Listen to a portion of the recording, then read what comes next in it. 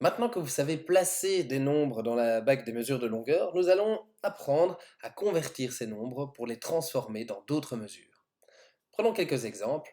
Voilà. Nous voulons transformer 26,2 cm en décamètres. Avant de me lancer dans les étapes, je supprime les virgules existantes dans mon abac. Première étape maintenant, je veux passer de centimètres en décamètres. Je vais placer mon doigt dans la colonne des décamètres. Une fois que mon doigt y est placé, je suis à gauche de mon nombre. Je vais donc y placer une virgule. Il n'y a rien dans mes colonnes jusqu'au nombre, donc je vais rajouter un zéro dans les décamètres et dans les mètres. Je n'ai plus qu'à inscrire la réponse. Prenons l'exemple suivant, 0,07 décamètres, je veux les transformer en centimètres. Avant toute chose, petit rappel, je supprime ma virgule. Une fois que c'est fait, je place mon doigt dans la colonne des centimètres.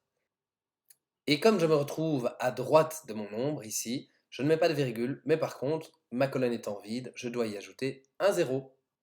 Alors j'ai presque terminé, mais avant d'inscrire ma réponse, 0,070, ça ne veut pas dire grand-chose. Je vais donc pouvoir effacer les zéros inutiles. Alors, petite parenthèse pour effacer des zéros inutiles. Prenons ce nombre. 0, 0, 2040, ça ne veut pas dire grand-chose non plus.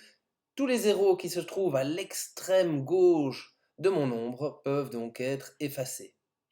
Attention, je ne peux pas effacer ceux qui sont à l'extrême droite d'un nombre entier, parce que 2040 est différent évidemment de 204. Par contre, si j'ai un nombre à virgule, alors ce n'est plus la même chose. Si j'ai un nombre à virgule, tous les zéros qui se trouvent à l'extrême droite de mon nombre peuvent être effacés. Revenons donc à notre popote.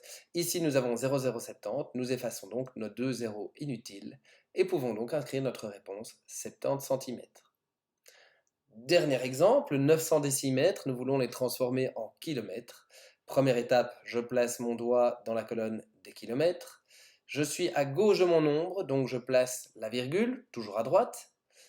Il ne me reste plus qu'à remplir les colonnes vides à gauche par des zéros. Ma réponse serait donc 0,0900, qui est acceptable, mais j'ai quand même des zéros inutiles que je peux barrer. Ma réponse sera donc 0,09 km. À présent, à toi de jouer.